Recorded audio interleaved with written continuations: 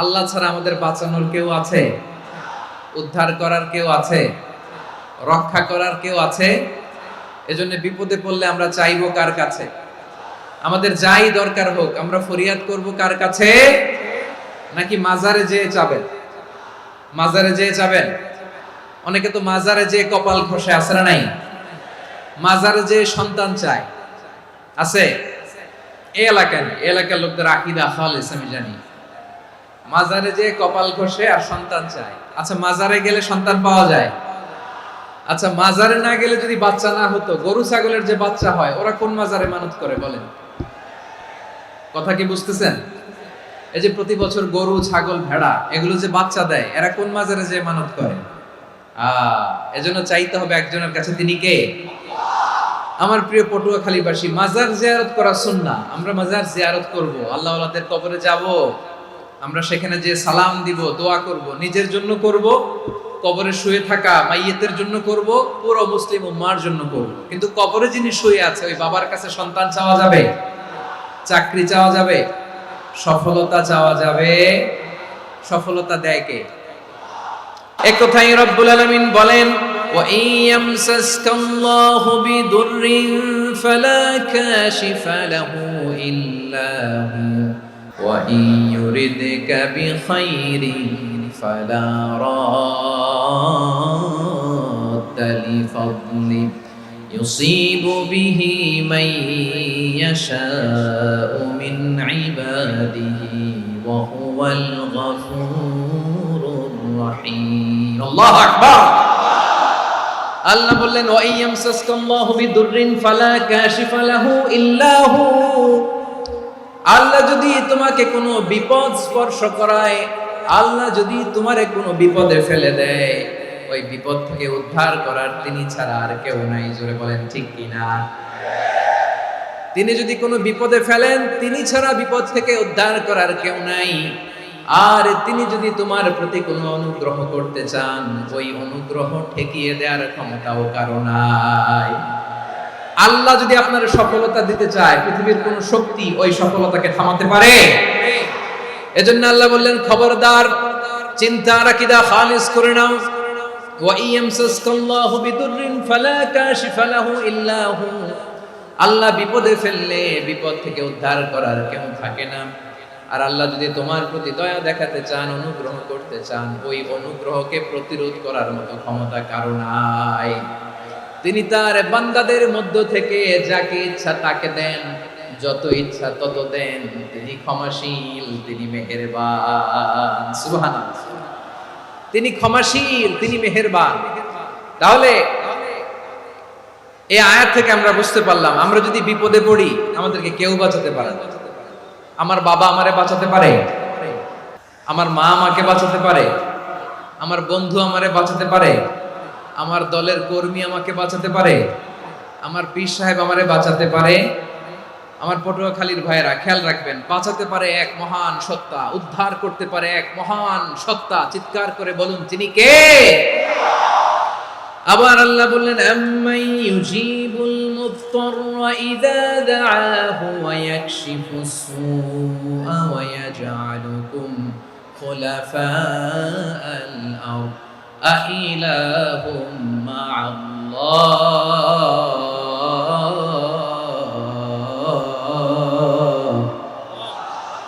ক্বালিলাম মা তাযাক্কারুন। রব্বুল আলামিন বলেন, বিপদে পড়ে কাতর কণ্ঠে চিন্তাগ্রস্ত হয়ে যখন কেউ ফরিয়াদি হয়ে আল্লাহর ডাকে হাত তোলে, তখন এই ব্যক্তির ডাকে সাড়া দেয় কে? বিপন্ন অবস্থায় আপনি যখন কেঁদে কেঁদে হাত তুলে আপনার দুঃখের কথা জানান, আপনি যখন ডাকেন তারে, তখন আপনার ডাকে সাড়া দেয় কে? আল্লাহ বলে, আমি সাড়া দেই। তোমাদের বিপদকে মুক্ত করে দেয় কে? ওই আল্লাহর সাথে কোন উপাস্য আছে নাকি? কিন্তু খুব অল্প সংখ্যক লোকই তোমরা উপদেশ গ্রহণ করো। কথাটা কার?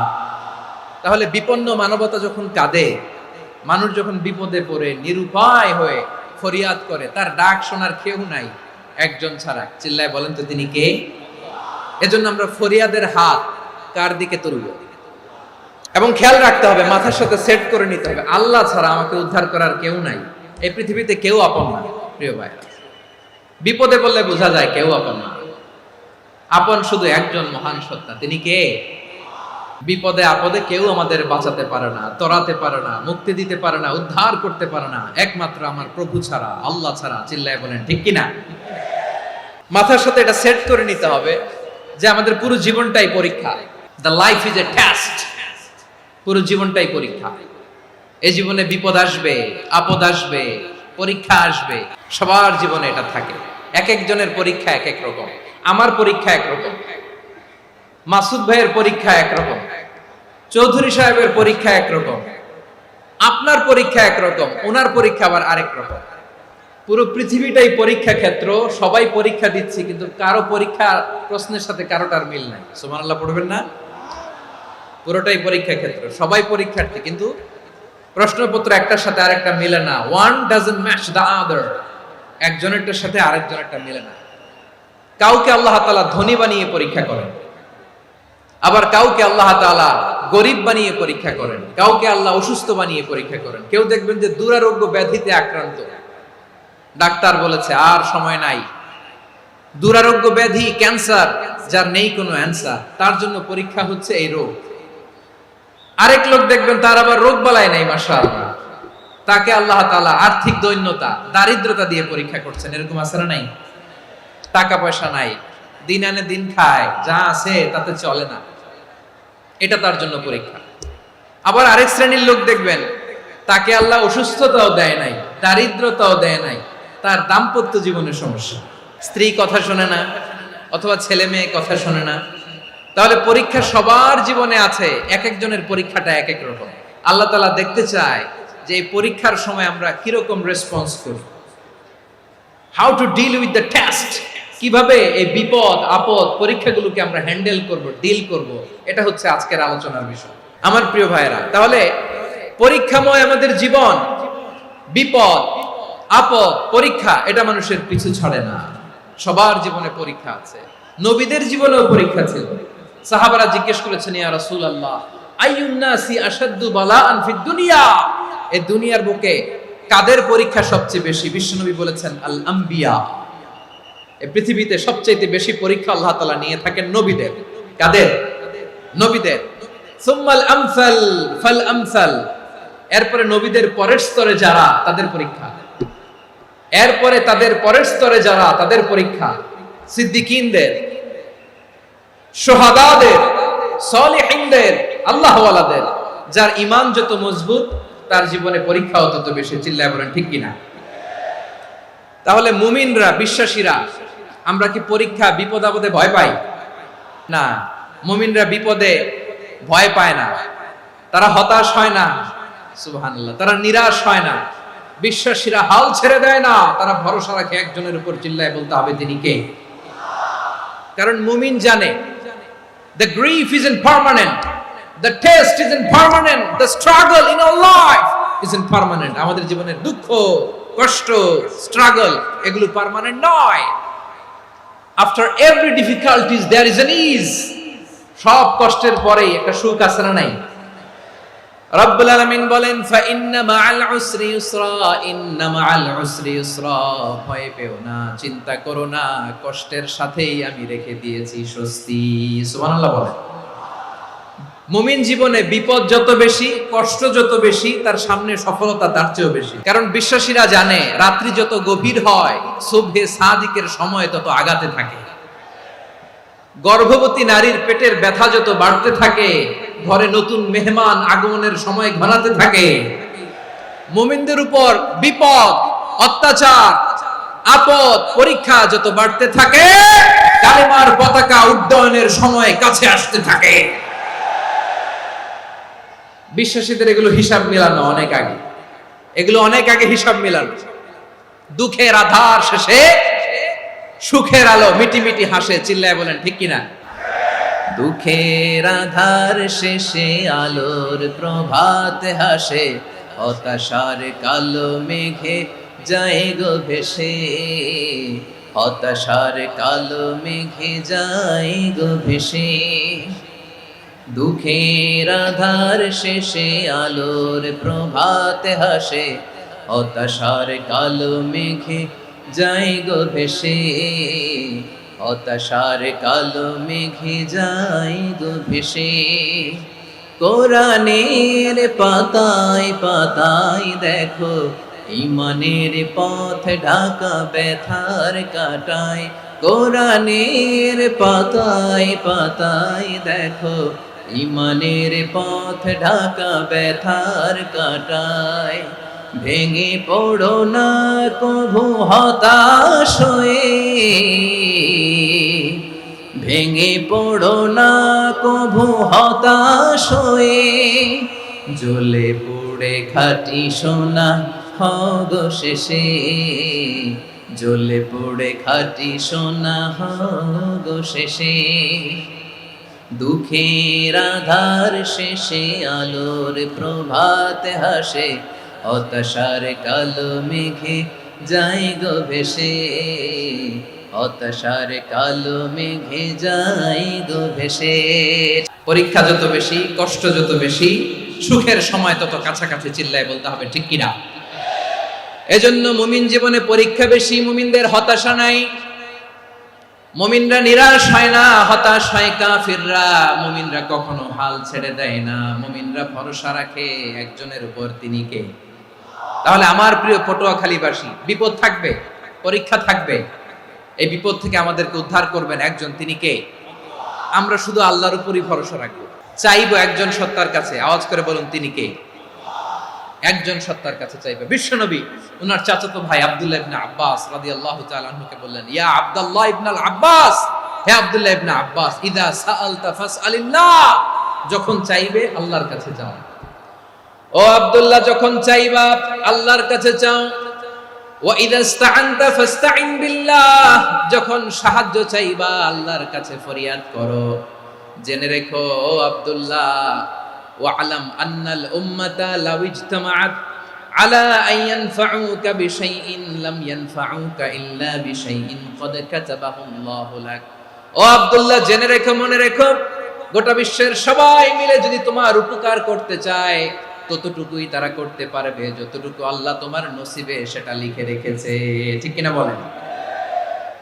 আর যদি গোটা বিশ্বের সবাই মিলে তোমার বিরুদ্ধে কনস্পাইরেসি করে, ষড়যন্ত্র করে, গোটা বিশ্বের সবাই মিলেও যদি তোমার ক্ষতি করতে চায়, ততটুকুই শুধু পারবে যেটা আল্লাহ তোমার জন্য বরাদ্দ রেখেছে। যতটুকু আল্লাহ তাআলা তোমার জন্য বরাদ্দ রেখেছে অতটুকুই ক্ষতি করতে পারবে, আর এক চুল বেশিও করতে পারবে না, কমও করতে পারবে না। চিল্লায় বলেন, ঠিক কিনা? এজন্য আমরা চাইবো কার কাছে? সব সময় আমরা আল্লাহর কাছে চাইবো, বিপদে আপদে, সুখে দুঃখে, সচ্ছল অবস্থায় অসচ্ছল অবস্থায়, পরাজয়ের সময় বিজয়ের সময়, সব সময় আমরা ভরসা রাখবো কার উপর? সবাই বলুন। একদল লোক আছে যারা বিপদে পড়লে আল্লাহরে ডাকে, বিপদ আসলে আল্লাহরে ডাকে, বিপদ নাই আল্লাহও নাই। বিপদে পড়লে নামাজ পড়ে, বিপদও নাই নামাজও নাই। বিপদে পড়লে জিকির করে, বিপদ যখন চলে যায় ওদের জিকিরও বন্ধ হয়ে যায়। এরকম আছে না নাই? কিছু লোক দেখবেন পরীক্ষা আসলে নামাজ পড়ে, দেখবেন পরীক্ষার সময় নামাজ পড়ে, পরীক্ষাও নাই নামাজও আছে। এরকম কিছু লোক আছে অসুস্থ হলে আল্লাহরে বড্ড ভালোবাসে, আল্লাহরে খুব ডাকে। অসুস্থ হইলে অসুস্থতাও নাই, আল্লাহ স্মরণও নাই। দেখবেন কিছু লোক নির্বাচন আসলে খুব আল্লাহওয়ালা হয়ে যায়, তখন দেখবেন মাথার মধ্যে হেজাব লাগায়, পাঞ্জাবি লাগায়, আল্লাহওয়ালা হয়ে যায়। নির্বাচনও নাই, এরপরে আল্লাহর কথাও নাই। আছে না নাই? না, এরকম হওয়া যাবে না। সব সময় আমরা আল্লাহরে ডাকবো, বিপদে আপদে সব সময় ভরসা রাখবো আমরা একজনের উপর। আওয়াজ করে বলেন, তিনি কে? এ কথায় আল্লাহ তাআলা আমাদের চোখে আঙ্গুল দিয়ে জানিয়ে দিলেন, ফাইদা রাকিবু ফিল ফুলকি দা'আউল্লাহা মুখলিসিনা লাহুদ্দিন ফালাম্মা নাজ্জাহুম ইলাল বাররি ইযা হুম ইউশরিকুন।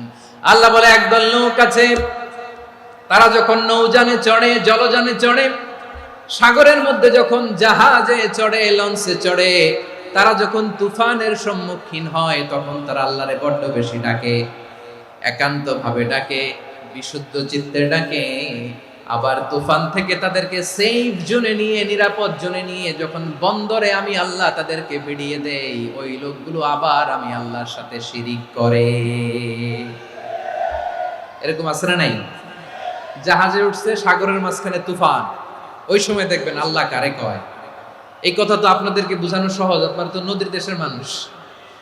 আচ্ছা, লঞ্চে উঠে তুফানের সম্মুখীন হয়েছেন, জলোচ্ছ্বাস, সবাই, আমার বলার দরকার নাই, বলেন, মাঝ নদী, তুফান, জলোচ্ছ্বাস, জলের মধ্যে উচ্ছ্বাস, ঢেউ, টর্নেডো, সাইক্লোন, মেঘের ঘনঘটা, পরিবেশ ঘুটঘুটে অন্ধকার, লঞ্চ একবার এদিকে আরেকবার ওইদিকে, ভিতরে কি অবস্থা হয় বলেন তো? তখন মুসলিম আল্লাহর ডাকে, হিন্দু আল্লাহর ডাকে, ঠিক কিনা বলেন? আস্তিক আল্লাহর ডাকে, নাস্তিক আল্লাহর ডাকে, ঠিক কিনা? লঞ্চের ভেতর, স্টিমারের ভেতর কান্নারে রোল পড়ে যায়, চিৎকারের রোল পড়ে যায়, সবার মুখ দিয়ে শুধু একটা আওয়াজ, লা ইলাহা লা ইলাহা লা ইলাহা সুবহানাল্লাহ আলহামদুলিল্লাহ লা ইলাহা। আল্লাহ নামের জিকির করবে যারা, আল্লাহর কাছে প্রিয় তারা, আল্লাহর কাছে প্রিয় যারা, জান্নাতে প্রবেশ করবে তারা, জোরে লা ইলাহা লা ইলাহা ইল্লাল্লাহ লা ইলাহা ইল্লাল্লাহ মুহাম্মাদুর রাসূলুল্লাহ সাল্লাল্লাহু আলাইহি ওয়াসাল্লাম। আমার প্রিয় পটুয়াখালীবাসী, তাহলে লঞ্চের ভেতরে যখন আমরা তুফানের মধ্যে পড়ি তখন সবাই মিলে আমরা একটা নামের জিকির করি, নামটা কার? মুসলমানেরাও ডাকে, হিন্দুরাও ডাকে, আস্তিকও ডাকে, নাস্তিকও ডাকে, সবাই ডাকে একজনকে, তিনি কে? আবার দেখবেন ওই আল্লাহ তুফানের পরে, ঝড়ের পরে ওই লঞ্চটাকে যখন সদর ঘাটে ফিরিয়ে দেয়, আবার আমরা নাফরমানি শুরু করে দেই। সে কোথায় আল্লাহ বললেন, ফাইদা রাকিবু ফিল ফুলকি দা'আল্লাহ মুখলিসিনা লাহুদ্দিন ফালাম্মা নাজ্জাহুম ইলাল বাররি ইযা হুম ইউশরিকুন। সাগরে যখন তুফানে পড়ে আমি আল্লাহর ডাকে, আবার আমি আল্লাহ যখন বাঁচিয়ে দেই, আবার আমি আল্লাহর সাথে শিরিক শুরু করে। আমরা কি এরকম হতে চাই নাকি? বিমানের মধ্যে মাঝে মাঝে দেখবেন যে এয়ার টার্বুলেন্স হয়, জানেন? এয়ার টার্বুলেন্স জানেন তো?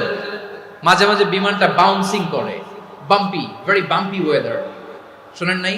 40,000 ফিট উপরে যখন থাকে তখন পাইলট মাঝে মাঝে বলে, dear passengers, ladies and gentleman, right now we are flying 40,000 feet above the ground and we are passing very air turbulence, very heavy air turbulence right now. Please fasten your seat belts. দেখবেন মাঝে মাঝে বলে যে, ভদ্র মহিলা, ভদ্র মহোদয়গণ, আমরা 40,000 ফিট উপর দিয়ে যাচ্ছি আর এয়ার টার্বুলেন্স ফেস করছি, মেহেরবানি করে আল্লাহর রাস্তে সিট বেল্ট বাঁধুন। তখন বিমানটা এরকম বাউন্সিং করে, শেকিং করে। আপনারা মুখোমুখি হয়েছেন? ইদানিং এই এয়ার টার্বুলেন্স বেড়ে গিয়েছে। গত বছর আমার ইন্টারন্যাশনাল অনেকগুলো ফ্লাইট ছিল, তো আমি দেখলাম যে আগের ফ্লাইটগুলোর তুলনায় এখন এয়ার টার্বুলেন্স খুব বেশি। আমি একটু রিসার্চ করে দেখলাম, ক্লাইমেট চেঞ্জের কারণে, জলবায়ু পরিবর্তনের কারণে আকাশের বাতাসের মুভমেন্টে পরিবর্তন হয়েছে, ফলে এখন বিমান শেকিং করে বেশি, বাউন্সিং, বাম্পি ওয়েদার।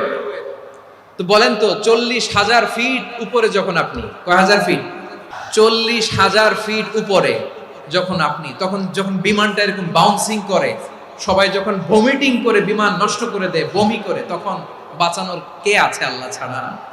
কেউ আছে? ওই মুহূর্তেও সবাই মিলে একজনের ডাকে আওয়াজ করে বলেন, তিনি কে? মাঝে মাঝে কিছু সোশ্যাল মিডিয়ায় কিছু ভিডিও পাওয়া যায় যে হেভি যখন এয়ার টার্বুলেন্স হয় 10 সেকেন্ড 15 সেকেন্ডের কিছু ভিডিও পাওয়া যায়, বিমানটা এরকম বাউন্সিং করছে, বাম্পি ওয়েদার, কাঁপছে, মানুষগুলো বমি করছে, অক্সিজেন মাস্কগুলো সব ঝুলে পড়েছে, বিমানটা শুধু কাঁপছে। তখন দেখবেন বিমানের ভেতরেও এরকম লঞ্চের মতো চিৎকার আছে না নাই? বিমানের ভেতরেও তখন চিৎকার। গত বছর হিথ্রো এয়ারপোর্ট থেকে সিঙ্গাপুর এয়ারলাইন্সের একটা ফ্লাইট, হিথ্রো টু চাঙ্গি, একটা ফ্লাইটে এমন বেশি এয়ার টার্বুলেন্সের শিকার হয়েছিল ওই এয়ারক্রাফটটা, 33 জন যাত্রী সেখানে আহত হয়েছে, একজন যাত্রী নিহত হয়েছে। কেবিন ক্রুজ, এয়ার হোস্টেস যারা আছে, একজনের নাক ফেটে, চোখ ফেটে, কপাল ফেটে, ব্লিডিং হয়ে শয়লা। প্রিয় ভাইয়েরা, 40,000 ফিট উপরে বিমানটা যখন কাঁপবে, তখন আমাদেরকে আল্লাহ ছাড়া আর কেউ বাঁচানোর আছে? এত আস্তে বললে হবে? ওই কঠিন মুহূর্তে আমার বাবা আমারে বাঁচাতে পারে, আমার বন্ধু আমারে বাঁচাতে পারে। এই গ্রাউন্ডে, জমিনের বুকে আমার প্রোটোকল, আমার ক্ষমতা, আমার দাম্ভিকতা কোনো কিছু আমারে বাঁচাতে পারে? একজন ছাড়া, চিল্লায় বলতে হবে তিনি কে? সে আল্লাহ বললেন, গোলাম আমি বিপদের সময় ঠিকই তোমাদের বাঁচিয়ে দেই। ওই বিমানের ভেতরে 40,000 ফিট উপরে যখন তোমরা এয়ার টার্বুলেন্সের শিকার হও, তখন নাস্তিকও আল্লাহরে ডাকে, হিন্দু আল্লাহরে ডাকে, জোরে বলেন ঠিক কিনা? আবার বিমানটা যখন শান্ত হয়ে যায়, একটু পরেই বিমানের স্ক্রিনের মধ্যে হিন্দি সিনেমা খোঁজে। বিমানের স্ক্রিনে কিন্তু বিশাল ওখানে আফলাম, ফিল্মের একেবারে বোঝাই করা। বিমানটা শান্ত হলে আবার হিন্দি সিনেমা দেখা শুরু করে। একটু আগে ডাকছিল কারে? দেখবেন বাংলাদেশে আমাদের ক্রিকেটাররা যখন অন্য কোনো দেশের সাথে খেলে, অনেক সময় এমন হয় বল বাকি একটা, রান দরকার 6টা। বল বাকি কয়টা? রান দরকার। আপনি দেখবেন ক্যামেরাম্যান তখন গ্যালারিতে খালি দেখায় দর্শকদের যে কি অস্থিরতা। হিপ হপ স্টাইলের মেয়েটা, যে মেয়েটার ওড়না এতক্ষণ ছিল গলায়, এতক্ষণ কই ছিল, ওই মেয়েটা দেখবেন ওড়নাটা টেনে মাথায় দিয়ে এরকম মুনাজাত ধরতেছে, আল্লাহ আল্লাহ, একটা ছক্কা, আল্লাহ আল্লাহ, আমার লাল সবুজের পতাকারে তুমি অপমানিত কইরো না আল্লাহ, ইন্ডিয়ার সাথে আমাদের খেলা, আল্লাহ আল্লাহ, একটা ছক্কা, একটা। পুরো খেলা জুড়ে এই মেয়ের ওড়না ছিল গলায়, কিন্তু যখন 1 বলে 6 রান দরকার, ওড়না চলে আসছে কোথায়? মাথায়। আবার মুনাজাত আছে না নাই? ঠিকই বাংলাদেশের দামাল ছেলে এমন এক শট মারলো, বল চলে গেল স্টেডিয়ামের বাইরে, ছক্কা, জিতে গেলাম আমরা। পুরো স্টেডিয়াম জুড়ে চিৎকার, হই হুল্লোড়, মौज মাস্তি। যেই মেয়েটা মাথার মধ্যে ওড়না দিয়ে এতক্ষণ সুবহানাল্লাহ সুবহানাল্লাহ বলে আল্লাহর কাছে দোয়া করেছে, ওই মেয়ে এখন আবার ওড়না ফেলে দিয়ে নাচা শুরু করে দিয়েছে। তাহলে আল্লাহর ভয়, আল্লাহর প্রতি আস্থা, বিশ্বাস, ভালোবাসা, এটা কি ক্ষণিকের জন্য? মানে আমার যখন লাগবে তখন আল্লাহর ইউজ করবো নাকি? হ্যাঁ, বিপদে আপদে, সুখের সময় দুঃখের সময়, সচ্ছল অসচ্ছল অবস্থায় বিশ্বাসীরা ভরসা রাখে একজনের উপর। চিৎকার করে বলো পটুয়াখালী তিনি কে? সে আল্লাহ বললেন, গোলাম মনে করো না জাহাজ থেকে সদরঘাটে ভিড়িয়ে দিলাম, তুমি নিরাপদ হয়ে গেছো।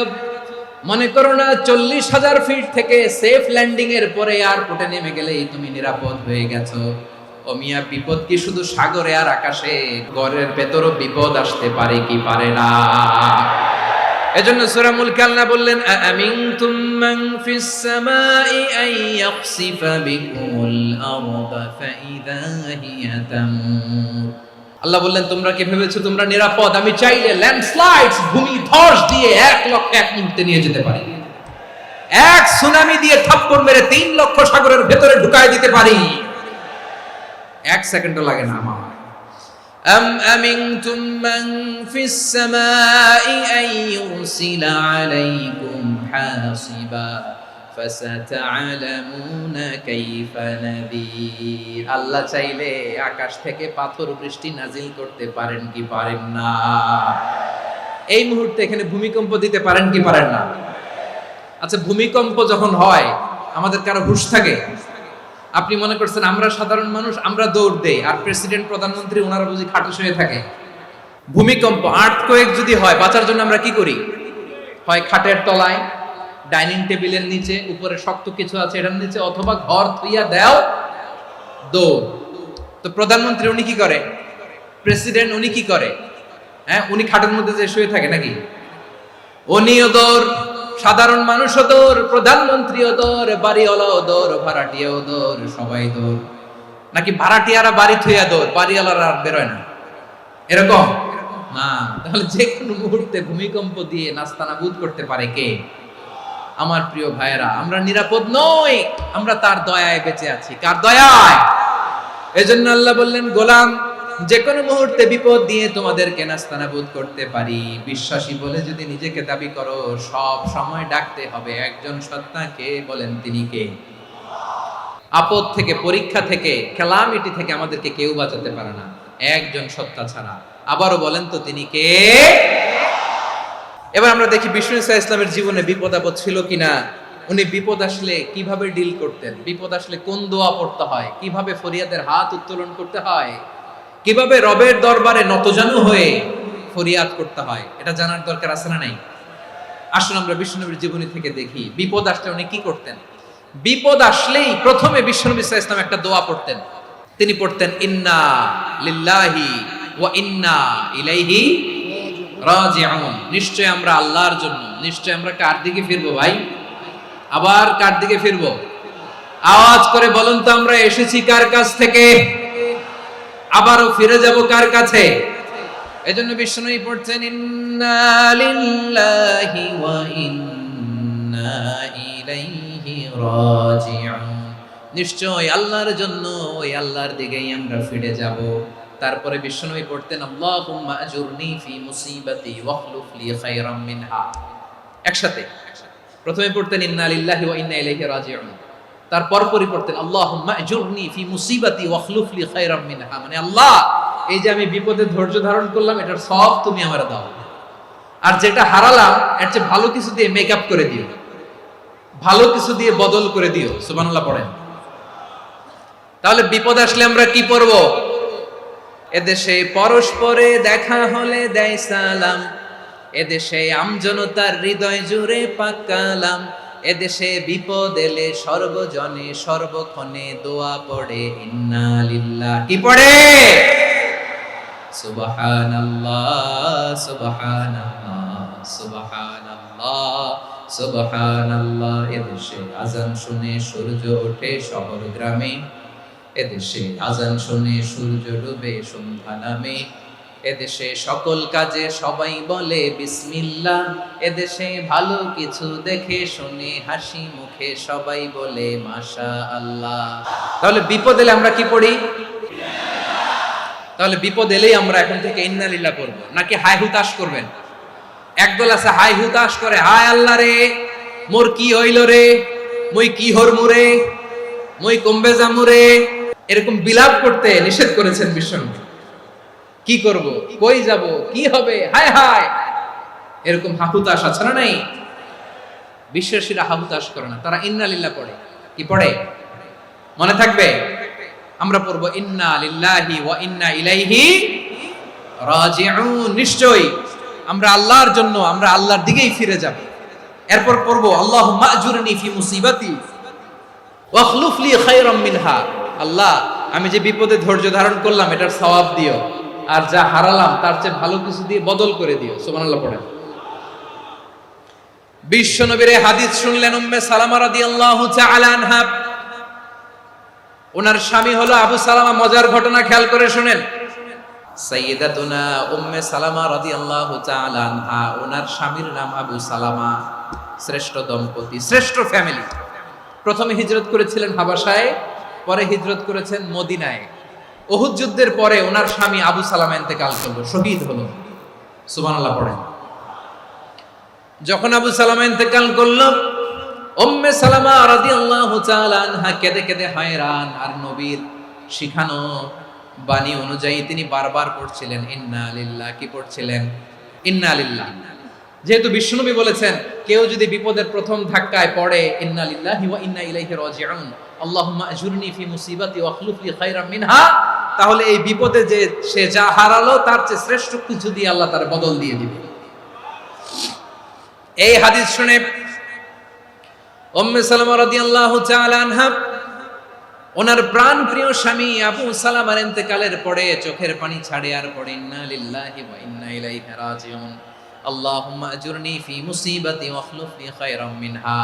বারবার এই দোয়া পড়ে চোখের পানি ছাড়ে, এই দোয়া পড়ে চোখের পানি ছাড়ে, আর মনে মনে বলে আবু সালামার মতো ভালো মানুষ মদিনাতে নাই, আবু সালামার চেয়েও ভালো মানুষ মদিনাতে নাই, তার চেয়ে ভালো মানুষ কি করে আল্লাহ তাআলা আমারে দিবে, তার চেয়ে ভালো মানুষ তো আমি মদিনাতে দেখি না। চোখের পানি দিয়ে বুক ভাসায় আর নবীর হাদিসের উপর আমল করে পড়ে ইন্না লিল্লাহি ওয়া ইন্না ইলাইহি রাজিউন, ইন্না লিল্লাহি ওয়া ইন্না ইলাইহি রাজিউন। পড়তে পড়তে চোখের পানি ছাড়ে আর চিন্তা করে বিশ্বনবী বললেন, এই দোয়া পড়লে যেটা হারালাম তার চেয়ে ভালো কিছু দিয়ে আল্লাহ পুরস্কার দেয়। আবু সালামের চেয়ে ভালো মানুষ মদিনার মধ্যে আর কে হতে পারে? কি আজীব তামাশা, কি অবাক করা ঘটনা। কিছুদিন পরে দেখা গেল সাইয়্যিদুল মুরসালিন রাহমাতাল লিল আলামিন স্বয়ং বিশ্ব নবী উম্মে সালামাকে বিয়ের প্রস্তাব পাঠিয়েছে। স্বয়ং বিশ্ব নবী উম্মে সালামা রাদিয়াল্লাহু তাআলা আনহাকে বিয়ের প্রস্তাব পাঠিয়েছেন। উনি রাজি হয়ে গেলেন, বিয়ে হয়ে গেল, উনি হয়ে গেলেন উম্মুল মুমিনিন, আমাদের মা, পুরো মুসলিম উম্মার মা। চিৎকার করে বলেন আল্লাহু আকবার। তাহলে আমার প্রাণপ্রিয় ভাইরা, বিপদে পড়লে আমরা পড়বো ইন্না লিল্লাহি ওয়া ইন্না ইলাইহি রাজিউন আল্লাহুম্মা আজুরনি ফি মুসিবাতি ওয়াখলুফনি খায়রাম মিনহা। যারা যারা বিপদ আসলে এই দোয়াটা পড়বেন এখন থেকে, আওয়াজ করে ইনশাআল্লাহ বলেন। যা হারাইছেন তার চেয়ে শ্রেষ্ঠ জিনিস দিয়ে বদলা দিবে কে? তাহলে বিপদে পড়লেই প্রথমে আমরা এটা পড়ব। শুনে শুনে মুখস্থ করবেন।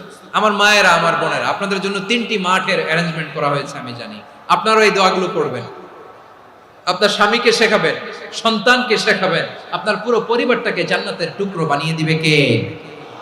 তাহলে বিপদ আসলে প্রথমে কি পড়তে হবে এটা জেনে গেলাম। এরপরে বিপদ আসলে নিজেকে কি করে আল্লাহর কাছে সঁপে দিতে হয় এটাও জানার দরকার আছে না নাই? বিপদে প্রথমে ইন্না লিল্লাহ পড়লাম, ধৈর্য ধারণ করলাম, বিপদ থেকে উদ্ধারের সর্বোচ্চ চেষ্টা করলাম। আমার কাজ যখন শেষ তখন আমি আমার এই বিষয়টা আল্লাহর কাছে সঁপে দিব। কার কাছে? বিপদে বললে কেমন করে নিজেকে আল্লাহর কাছে সঁপে দিতে হয় আসুন সাইয়েদনা ইব্রাহিম আলাইহিস সালামের জীবনী থেকে জানি।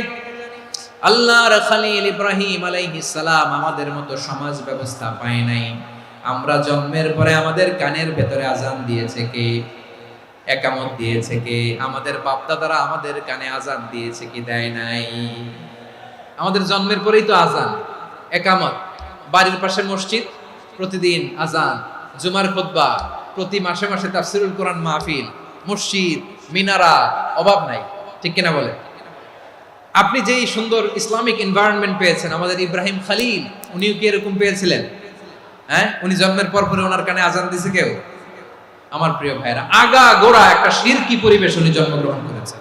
উনি ছাড়া ওই তল্লাটে একজনও আল্লাহর উপর বিশ্বাসী নাই। কল্পনা করতে পারেন? গোটা তল্লাটে, গোটা দেশে বিশ্বাসী মুমিন, আল্লাহর উপর বিশ্বাস স্থাপনকারী কয়জন? সবাই বলেন কয়জন? বাকি সব মুশরিক। বাকি সব মুশরিক নিজের সাথে নিজে শক্ত বোঝাপড়া করে, অ্যানালজি করে, সেলফ কনভারসেশন করে উনি মহা সত্যের সন্ধান পেয়েছে। উনি আকাশের তারা দেখে ভাবে মনে হয় এটাই আমার খোদা, পরে দেখে তারা নাই, মনে মনে বলে না তাইলে এটা না। আবার চাঁদ দেখে বলে চাঁদটা বড় মায়া লাগে, মনে হয় এটাই আমার রব, পরে দেখে চাঁদও নাই, কয় না এটা না। এরপরে দ্বীপ প্রহরের জলজলে সূর্যটা খাঁ খাঁ করে গোটা পৃথিবীটারে রৌদ্র দিয়ে তাতিয়ে রাখে। তিনি ভাবলেন মনে হয় এটাই আমার রব, কারণ এটাই তো সবচেয়ে বড়। কিন্তু বিকেল বেলা ওই সূর্যটাও যখন চলে যায়, সাইয়েদনা ইব্রাহিম বলে না এটাও তো নাই, আমার খোদা যদি আমারে ছেড়ে চলে যায়, বিপদে পড়লে আমারে উদ্ধার করবে কে? এভাবে নিজের সাথে অ্যানালজি, সেলফ কনভারসেশন করতে করতে করতে তিনি মহা সত্যের সন্ধান পেয়েছেন। সুবহানাল্লাহ পড়েন। সব শেষে তিনি ডিসিশন নিয়ে ঘোষণা দিলেন, ইন্নী ওয়াজ্জাহাতু ওয়াজহিয়া লিল্লাযী ফাতারাস সামাওয়াতি ওয়াল আরদা হানিফান ওয়া মা আনা মিনাল মুশরিকিন। নিশ্চয় আমি এমন সত্তার দিকে মনোনিবেশ করলাম, মুখাপেক্ষী হলাম, যিনি আকাশ বানিয়েছেন, জমিন বানিয়েছেন, আমি মুশরিক নই। সুবহানাল্লাহ। পারতেন? আপনি পারতেন? কেউ নাই, লক্ষ লক্ষ মুশরিক, আপনি একা।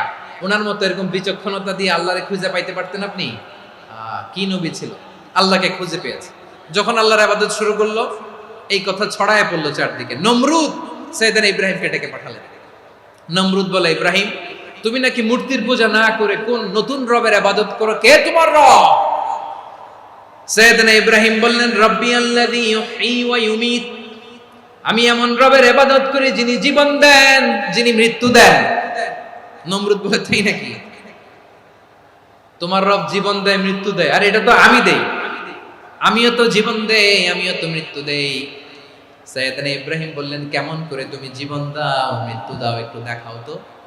নমরুদ জেলখানা থেকে দুজন কয়েদিকে ডেকে আনলো। কয়েদি এনে অর্ডার করলো, একটাকে এখনই শিরোচ্ছেদ, হেড অফ, ডেথ পেনাল্টি, মৃত্যুদণ্ড দেয়া হলো, ফিনকি দিয়ে রক্ত বের হলো। নমরুদ বলে, দেখো, দুজনকে ধরে আনলাম, একজন কয়েদিকে দিলাম ডেথ পেনাল্টি, মৃত্যুদণ্ড, ওরে মৃত্যু দিলাম। আরেকজন যে দাঁড়িয়ে আছে, চাইলে ওরেও আমি মৃত্যুদণ্ড দিতে পারি, কিন্তু না, ওরে আমি দিব না, ওরে আমি বাঁচায়া দিলাম, ছেড়ে দিলাম, মানে জীবন দিলাম। দেখো ইব্রাহিম, তোমার চোখের সামনে একজনরে মৃত্যু দিলাম, আর একজনরে জীবন দিলাম। আপাত দৃষ্টিতে তাই তো, একজনরে তো জীবন দিল, আরেকজনরে মৃত্যু দিল। সাইয়েদনা ইব্রাহিম এবার বিপাকে পড়ে গেলেন। কিন্তু এক একজন নবীকে আল্লাহ এমন উইজডম বিচক্ষণতা দিয়ে এই জমিনে পাঠিয়েছেন, মুহূর্তের মধ্যে আল্লাহর খলিল ইব্রাহিম বললেন, ফাইন্নাল্লাহা ইয়াতি বিশ-শামসি মিনাল মাশরিকি ফাতি বিহা মিনাল মাগরিব ফাবুহিতাল্লাযী কাফার। আল্লাহর খলিল ইব্রাহিম বললেন, নমরুদ, বুঝলাম তুমি জীবন দাও, মৃত্যু দাও, দেখলাম, কিন্তু আমার রব, আমার আল্লাহ প্রতিদিন সকালবেলা উষা লগ্নে ওই পূর্ব দিগন্ত থেকে সূর্যটাকে উদিত করেন, সাঁঝের বেলা, বিকেল বেলা, কুথুরি লগ্নে, সন্ধ্যা বেলা ওই দ্বিপ্রহরের জল জলে সূর্যটাকে পশ্চিম দিগন্তে ডুবিয়ে দেন। মানে সকালবেলা পূর্ব দিক থেকে উদিত করা সূর্যটাকে পশ্চিম দিকে বিকেলে তিনি ডুবিয়ে দেন। তুমি যদি পারো ওই সূর্যটাকে পশ্চিম দিক থেকে উদিত করে পূর্ব দিকে ডুবিয়ে দাও। সুবহানাল্লাহ পড়বেন না? দেখেন, ইনস্ট্যান্ট ইন্টেলেক্ট, মুহূর্তে বিচক্ষণতা, উইজডম কাকে বলে? নমরুদ পারবে? নমরুদের বাপ পারবে, ওর দাদা, ওর 14 গোষ্ঠী, গোটা বিশ্বের সব ক্ষমতাধর রাষ্ট্রনায়করা একসাথে হলে পারবে? ফাবুহিতাল্লাযী কাফার পারে নাই, ব্যর্থ হয়েছে। এবার তেলে বেগুনে জ্বলে উঠেছে, রেগে মেগে আগুন বলে, ফালকুহু ফিল জাহিম, ওর সাথে তর্ক নাই, না পেরে এবার এটারে আগুনে ফেলা। বিশাল বিশাল গাছ কেটে লাকড়ি এনে আগুনের কুণ্ডলি বানানো হলো, দাও দাও দাও দাও করে আগুন জ্বলে। আল্লাহর খলিল ইব্রাহিমকে আগুনে নিক্ষেপ করা হবে। আল্লাহর খলিল সাইয়েদনা ইব্রাহিমের হাতের মধ্যে রশি দিয়ে টাইট করে বাঁধা হলো, পায়ের মধ্যেও টাইট করে রশি দিয়ে বাঁধা হলো। আল্লাহর খলিল ইব্রাহিমকে আগুনের কুণ্ডলির মধ্যে ফেলা হবে। ও মিয়া, আপনি যে বিপদের কারণে ভয় পান, হতাশ হন, এটা কোনো বিপদ? ওনার বিপদের সামনে এটা কোনো বিপদই না, এটা কোনো বিপদই না। হাত পা বেঁধে টাইট করে নিক্ষেপ করা হবে, সিম্পলি ফেলা যাবে না, কারণ দাও দাও করে দ্য ব্লেজিং ফায়ার, এমন আগুনের কুণ্ডলি, কাছে যাওয়া যায় না, আগুনের উত্তাপে নিক্ষেপ করা হবে। হাতে রশি বেঁধে, পায়ে রশি বেঁধে আল্লাহর খলিল ইব্রাহিম আলাইহিস সালামকে আগুনের মধ্যে নিক্ষেপ করা হবে। আহা, এটার বলে অগ্নি পরীক্ষা। উনি অগ্নি পরীক্ষার সম্মুখীন হয়েছিলেন। এজন্য কঠিন পরীক্ষাকে আমরা অগ্নি পরীক্ষার সাথে তুলনা করি, ঠিক কিনা? সাইয়েদনা জিবরাইল এসে বললেন, ও আল্লাহর খলিল, ওরা তো আপনার হাতও বেঁধে ফেললো, পাও বেঁধে ফেললো, নড়াচড়ার সুযোগ নাই, বলেন আমি জিবরিল ফেরেশতা আপনার জন্য কি করতে পারি? আল্লাহর খলিল ইব্রাহিম বলেন, ও জিবরাইল, তোমার কাছে আমার কোনো চাওয়া পাওয়া নাই। সুবহানাল্লাহ বলেন। তোমার কাছে বলার কিছু নাই, তোমার সাহায্যের আমার দরকার নাই। সাইয়েদনা ইব্রাহিম আলাইহিস সালামকে হাতে পায়ে রশি বেঁধে, হাত পা বাঁধা অবস্থায় জ্বলন্ত অগ্নিকুণ্ডে যখন নমরুদের দলবল নিক্ষেপ করবে, আল্লাহর খলিল কিভাবে নিজেকে আল্লাহর কাছে সঁপে দিয়েছেন, পটুয়াখালীর ভাইরা খেয়াল করে শুনুন। হাত পা বেঁধে আল্লাহর খলিলকে যখন নিক্ষেপ করা হবে, তিনি মুখ ফুটে বলে ফেললেন, হাসবুনাল্লাহু ওয়া নি'মাল ওয়াকিল। হাসবুনাল্লাহু ওয়া নি'মাল ওয়াকিল, আমার জন্য আল্লাহই যথেষ্ট, আমার জন্য আল্লাহই যথেষ্ট। তিনি আমার সবচেয়ে বড় গার্ডিয়ান, তিনি আমার সবচেয়ে বড় অভিভাবক। জিব্রাইলের সাহায্যে অফারকে ফিরিয়ে দিলেন, দুনিয়ার বুকে কারো কাছে কিছু বলেন নাই, মুখ ফুটে বলেছেন হাসবুনাল্লাহ। ও আমার পটুয়াখালীর প্রাণের ভাইয়েরা, খেয়াল রাখবেন, কোন বান্দা তার হাতে থাকা সব চেষ্টাটুকুন করার পরে মুখ ফসকে মুখ দিয়ে যখন বলে ফেলে হাসবুনাল্লাহ, বান্দা যখন হাসবুনাল্লাহ বলে ফেলে, ওই ব্যাপারটা ডিল করার দায়িত্ব স্বয়ং আল্লাহ আরশের উপর থেকে নিয়ে নেয়। আপনি যখন বলে ফেলবেন হাসবুনাল্লাহ, এটা ডিলিং করবে কে তখন? বান্দা তার সাধ্যের সবটুকু চেষ্টার পরে নতজানু হয়ে যখন বলবে হাসবুনাল্লাহ, আল্লাহ তুমি আমার জন্য যথেষ্ট, নি'মাল ওয়াকিল, তুমি আমার শ্রেষ্ঠ অভিভাবক, তখন তার কি দরকার না দরকার এটা ডিল করে স্বয়ং আল্লাহ। নিক্ষেপ করা হলো সাইয়েদনা ইব্রাহিমকে অগ্নিকুণ্ডলিতে। হাজার হাজার মানুষের দৃশ্য দেখার জন্য জড়ো হয়েছে এরকম বিশাল ময়দানে। কিন্তু কি অবাক করার ঘটনা, সবাই ভয় পাচ্ছিল, না জানে কি হয়ে যায়। আল্লাহর খলিলকে যখন আগুনের কুণ্ডলিতে নিক্ষেপ করা হয়, আল্লাহর খলিল ইব্রাহিম আগুনের কুণ্ডলীর মধ্যে বসে বসে মানুষগুলোর দিকে তাকিয়ে হাসতে শুরু করে দেয়। কারণ আকাশ থেকে রব্বুল আলামিন স্পেশাল ভার্ডিক্ট নাজিল করেছেন, স্পেশাল হুকুম জারি করেছেন, কুলনা ইয়া নারু কুনি বারদান ওয়া সালামান আলা ইব্রাহিম। ও আগুন খবরদার, সৃষ্টির শুরু থেকে তোকে একটা ধর্ম আমি বাতলে দিয়েছিলাম, তোর ধর্ম, আগুনের ধর্ম হলো যা পাবে জ্বালিয়ে সারখার করবে। আল্লাহ বলল, আগুন তোর ধর্ম দিয়েছিলাম, তুই সব জ্বালিয়ে পুড়িয়ে সারখার করে দিবি, কিন্তু ক্ষণিকের জন্য আমি তোর জ্বালিয়ে দেওয়ার ক্ষমতাটাকে কেড়ে নিলাম, জ্বালিয়ে ভস্ম করে দেওয়ার ক্ষমতা আমি কেড়ে নিলাম। কুনি বারদান, ঠান্ডা হয়ে যা, কিন্তু এত বেশি ঠান্ডা হবি না আবার আমার ইব্রাহিমের জন্য সর্দি লেগে না যায়। সুবহানাল্লাহ, এত আস্তে বললে হবে? কুনি বারদান, বারদ মানে বরফ, ঠান্ডা, ঠান্ডা হ, কিন্তু এত ঠান্ডা হবি না যাতে আমার ইব্রাহিমের কষ্ট হয়। আগুন বলে, আল্লাহ একবার বললাম ঠান্ডা হ, আবার বলো এত ঠান্ডা হবি না যাতে খলিলের সর্দি না লাগে। কেমন ঠান্ডা হব, কেমন এনভায়রনমেন্ট তৈরি করে দেব বলো? আল্লাহ বললেন, সালামান আলা ইব্রাহিম, আমার খলিল আমার ইব্রাহিমের জন্য তুই জান্নাতের গুল বাগিচা হয়ে যা। ও ভাই, নবী মুসার মতো ঈমান হলে রাস্তা হবে সাগর জলে, নবী ইউসুফের মতো ঈমান হলে একে একে দরজা খোলে, নবী ইব্রাহিমের মতো ঈমান যদি আজও থাকে বিদ্যমান, অগ্নিকুণ্ডে দেখতে পাবে খুবসুরত এক ফুল ভাগা। কুলনা ইয়া নারু কুনি বারদান ওয়া সালামান আলা ইব্রাহিম। বান্দা যখন মুখ দিয়ে বলে হাসবুনাল্লাহ, আমার আল্লাহ আমার জন্য যথেষ্ট, এই বলে যখন নিজেকে সঁপে দেয়, তার কি লাগবে ওই দায়িত্ব স্বয়ং নিয়ে নেয় কে? তাহলে আমার প্রিয় ভাইয়েরা, বিপদের শুরুতেই আমরা বলবো ইন্না লিল্লাহ। শুরুতে কি বলবো? এরপরে যেই বাক্যটা পড়ে নিজের পরিস্থিতিকে আল্লাহর দরবারে সঁপে দিব, সেটা হচ্ছে হাসবুনাল্লাহ। সেটা কি? বিষ্ণু বলেন, লা ইয়াজালু লিসানুকা রাতাবান মিন যিকরিল্লাহ, সব সময় আল্লাহর স্মরণ দিয়ে, জিকির দিয়ে জিহ্বাটারে সিক্ত রাখো। আর শয়তানু জাসিমুন আলা কলবি ইবনে আদম, শয়তান বনি আদমের কলবে খামচি মেরে বসে থাকে। ফাইদা যাকারাল্লাহ খালাসা, মানুষ যখন আল্লাহর স্মরণ করে জিকির করে, শয়তান দৌড়ে পালায়। ওয়া ইদা গাফালা ওয়াসওয়াসা, যখনই বনি আদম গাফেল হয় তখনই শয়তান তার হৃদয়ে ওয়াসওয়াসা দেয়। এজন্য বিপদে পড়লে ইন্না লিল্লাহ, নিজের সবটুকুন করার পরে, নিজের রোল প্লে করার পরে নিজেকে আমরা কি বলে সঁপে দিব? সবাই বলেন, মনে থাকবে? বিপদে পড়লে প্রথমে ইন্না লিল্লাহ, এরপরে নিজেকে যখন সঁপে দিব তখন হাসবুনাল্লাহ। এরপরে কঠিন বিপদে যখন বিশ্বনবী পড়তেন তখন কি করতেন?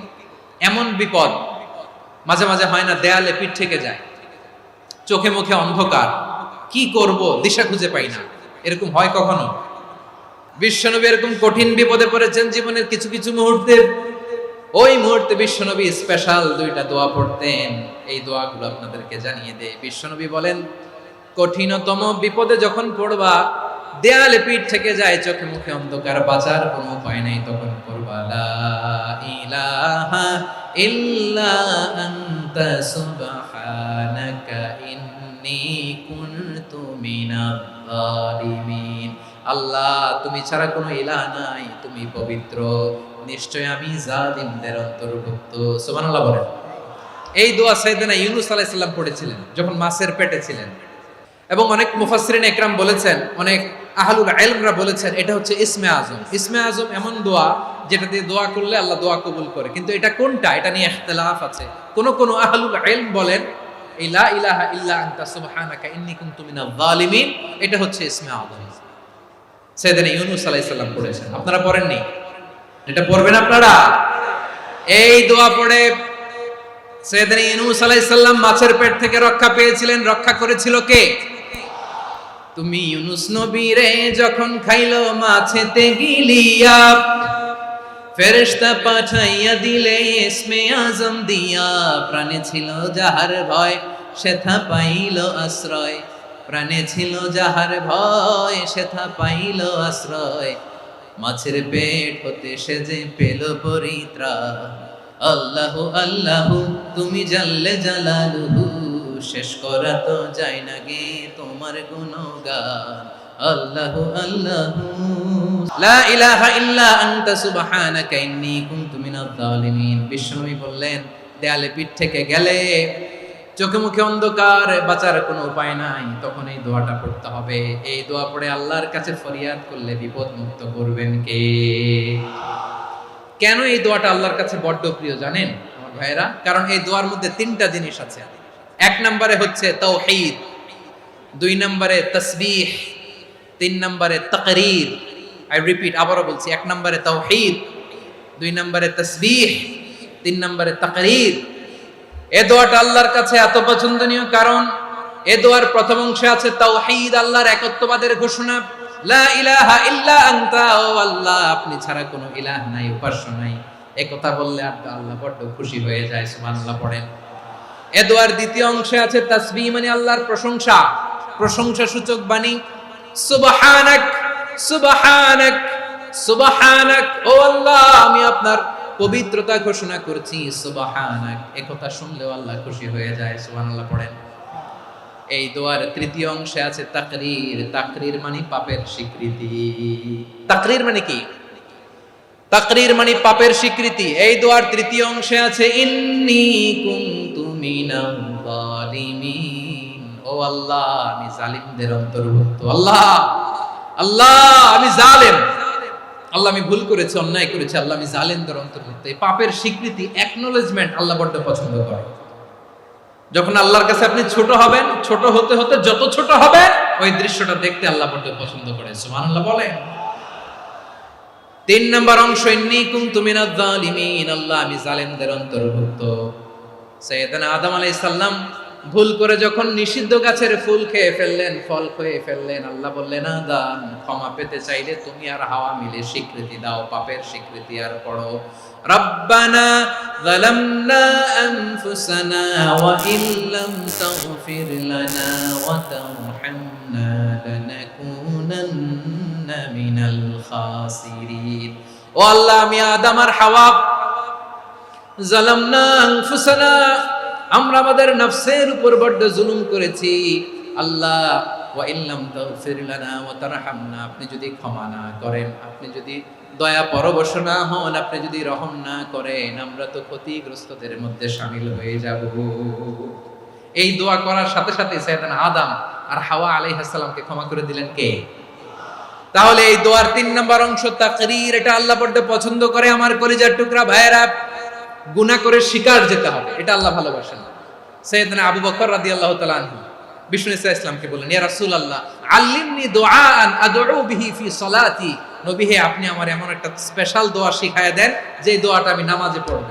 নবী বললেন, তাহলে তুমি পড়ো আল্লাহুম্মা ইন্নী যালামতু নাফসি যুলমান কাসীরান ওয়া লা ইয়াগফিরুয যুনুবা ইল্লা আনতা ফাগফির লি মাগফিরাতাম মিন ইনদিকা ওয়ারহামনি ইন্নাকা আনতাল গফুরুর রহিম। সুবহানাল্লাহ। সালাম ফিরানোর আগে পড়েন। ও আবু বকর, নামাজে যদি দোয়া করতে মনে চায় এই দোয়াটা পড়বা, আল্লাহুম্মা ইন্নী যালামতু নাফসি, আল্লাহ জুলুম করেছি আমার নফসের উপর, যুলমান কাসীরা, অনেক জুলুম, ওয়া লা ইয়াগফিরুয যুনুবা ইল্লা আনতা, আপনি ছাড়া এই জুনুব, এই পাপ ক্ষমা করার দ্বিতীয় কোনো রব নাই। আছে? এজন্য আল্লাহরে বলবেন, আল্লাহ আমি ছাড়া তোমার গোলামের অভাব নাই, ও আমার রব আমি ছাড়া এই জমিনের বুকে তোমার গোলামের অভাব নাই, কিন্তু তুমি ছাড়া তো আমার দ্বিতীয় কোনো রব নাই। পারবেন বলতে? পারবেন? চোখের পানি ছেড়ে আল্লাহরে বলবেন, আল্লাহ তুমি আমার রব, তুমি আমার সব। কি বলবেন? আল্লাহরে বলেন, আল্লাহ তুমি আমার রব, তুমি আমার সব। আল্লাহ আমি ছাড়া এই জমিনে তোমার গোলামের অভাব নাই, তুমি ছাড়া আমার দ্বিতীয় কোনো রব নাই। একথা বলে চোখের পানি ছেড়ে আল্লাহরে স্বীকৃতি দেন, আল্লাহ আমি পাপী, আল্লাহ এই জমিনে আমার চেয়ে বড় পাপী আর কেউ নাই। ওযু করে সিজদায় লুটিয়ে পড়ে চোখের পানি ছেড়ে আল্লাহরে পাপের স্বীকৃতি দেন, আল্লাহ এমন কোন জুলুম নাই, গুনাহ নাই আমি করি নাই, সগীরা কবিরা, জেনে না জেনে, ইচ্ছায় অনিচ্ছায়, শিরকি বেদাতি সব গুনাহ করেছি। আল্লাহ আকাশের নিচে জমিনের উপরে আমার চেয়ে বড় গুনাহগার আর কেউ নাই। চোখের পানি ছেড়ে আল্লাহরে বলেন, আল্লাহ আমি ছাড়া তোমার গোলামের অভাব নাই, তুমি ছাড়া আমার দ্বিতীয় কোনো রব নাই, তুমি ছাড়া তো কেউ আমার গুনাহ ক্ষমা করার নাই, তুমি আমার রব, তুমি আমার সব। বলতে পারবেন? এই তাকরীর আমার পটুয়াখালীর ভাইয়া, এই স্বীকৃতিটা দেখতে আল্লাহ বড় ভালোবাসেন, কারণ আমরা সবাই গুনাহগার, আমরা সবাই কি? বিশ্বনবী বলেন, কুল্লুকুম খাত্তাউন, আ বনি আদম তোমরা সবাই পাপী। সবাই কি? সবাই পাপী। আমরা সবাই পাপী, আপন পাপের বাটখারা দিয়ে অন্যের পাপ মাপি। আমরা যে পাপী এটা ভাবতে মনে চায় না কারো, খালি অন্যের পাপ দেখি আমরা, এটা ভুল। ওর এই পাপ, ও পাপী, ও জালেম, ও জাহান্নামী, এরকম একটা টেন্ডেন্সি। আমার যে কি হালাত এটার খেয়াল নাই। খেয়াল করতে হবে যে আমি সবচেয়ে বড় পাপী, ঠিক কিনা বলেন? পাপ করি না এমন কেউ আছি? হ্যাঁ আছি। কেউ না জানলেও জানে কে আমার পাপের ঘটনা? পৃথিবী না জানুক আমি তো জানি, আমি কি পাপ করেছি হায়। ও আমার কলিজার টুকরা ভাইয়েরা, মাথাটাকে নিচু করে জীবনের সব গুনার ফিরিস্তিগুলো একটা একটা করে স্বীকার করে আল্লাহরে বলেন, আল্লাহ আমি পাপী, আল্লাহ আমার চেয়ে বড় পাপী এই দুনিয়াতে কেউ নাই, আকাশের নিচে জমিনের উপরে আমার চেয়ে বড় পাপী কেউ নাই। একটা একটা করে আল্লাহ স্বীকার করি আমি পাপী, সব পাপের স্বীকৃতি দিলাম। পৃথিবী না জানুক আমি তো জানি, আমি কি পাপ করেছি হায়। আমার পাপের করলে বিচার, বাঁচার আমার নাই উপায়। দয়াময় তুমি মাফ করো আমায়, মাফ করো আমায়। আল্লাহ তাআলা যদি দয়া করে আমাদেরকে মাফ না করে, আমাদের বাঁচার কোনো উপায় নাই। আপনি কি ভেবেছেন আপনার নামাজ দিয়ে আপনি জান্নাতে যাবেন? আপনি তাহাজ্জুদ গুজার, সেজদা দিতে দিতে কপালে দাগ ফেলেছেন, এটা আপনারা জান্নাতে নেবে না। আপনি এলাকার সবচেয়ে বড় হাতেম তাই দানশীল, এই দানের ভরসায় বসে আছেন, কশিন কালো না। আমাদের নামাজ, আমাদের রোজা, আমাদের ইবাদত, এগুলোকে মিজানের পাল্লায় উঠালে কোনো ওজনই হবে না। তবে আমাদের একটা কৌশল জানা আছে, আমরা আল্লাহর রহমতের ভিখারি। আমরা সেদিন আগেই গুনার স্বীকৃতি দিয়ে দেব। আমরা বলবো, আল্লাহ তুমি প্রশ্ন করার আগে তোমার একটা কথা বলি, আমারে কিছু জিজ্ঞেস করো না, আমি সব করেছি। এমন কোন পাপ নাই যে পাপ আমারে দিয়ে হয় নাই। তোমার রহমত দিয়ে তুমি জান্নাতে পাঠাবা, তোমার দয়ায় জান্নাতে যেতে চাই, আমল দিয়ে না। পারবেন বলতে? কিয়ামতের দিন আমরা বলবো, আল্লাহ আমার আমল দিয়ে জান্নাত চাই না, আমি তোমার দয়া দিয়ে জান্নাত চাই। তোমার দয়া ছাড়া আমার কোনো উপায় নাই। কারণ আল্লাহ যদি বিচার করে বাঁচার কারো উপায় নাই। আল্লাহ যদি বলে ফেলেন তুই এটা করলি কেন, ওখানে গেলি কেন, কোরআনে 1000 বার নিষেধ করলাম তারপরেও এই পাপে জড়ালি কেন, এরকম প্রশ্ন ছুড়ে দিলে আমার উত্তর আছে? বাঁচার কোনো উপায় আছে? রোজ হাসরে হে আল্লাহ আমার করোনা বিচার, আল্লাহ করোনা বিচার, বিচার চাহি না তব দয়া চাই, এ গুনাহগার করোনা বিচার। আপনার আমল দিয়ে জান্নাতে যাবেন? কি দিয়ে যাবেন? আল্লাহর দয়া দিয়ে। আল্লাহর রহম আর দয়া ছাড়া কেউ জান্নাতের চেহারাও দেখতে পাবে না। আমার প্রিয় ভাইয়েরা, এই দোয়া আল্লাহর কাছে পছন্দনীয় হওয়ার কারণ তিনটা। দোয়ার প্রথম অংশে আছে তাওহীদ, আল্লাহর একত্ববাদের ঘোষণা। এই দোয়ার দ্বিতীয় অংশ আছে তাসবিহ, আল্লাহর প্রশংসা সূচক বাণী। এই দোয়ার 3 নাম্বার অংশ পাপের স্বীকৃতি। তাহলে আমরা সবাই গুনাহগার। আমরা আল্লাহর কাছে পাপের স্বীকৃতি দিয়ে বলবো, ও আল্লাহ ইন্নী কুনতু মিনাজ জালিমিন, আমরা জুলুম করেছি, পাপ করেছি, অন্যায় করেছি, আল্লাহ বুঝতে পারি নাই, শয়তানের ওয়াসওয়াসায় পড়ে, বন্ধুর পাল্লায় পড়ে, নফসের খায়েশ মেটাতে যে আল্লাহ করে ফেলেছি। তুমি গুনাহ না মাফ না করলে আমাদের গুনাহ মাফ করার দ্বিতীয় কেউ নাই। ঠিক কিনা বলেন? এভাবে অনুতপ্ত হয়ে যদি আল্লাহর কাছে দোয়া করেন, দেয়ালে পিঠ থেকে গেছে, কোনো রাস্তা নাই বের হওয়া, ওই মুহূর্তেও আপনাকে বিপদ থেকে উদ্ধার করবে কে?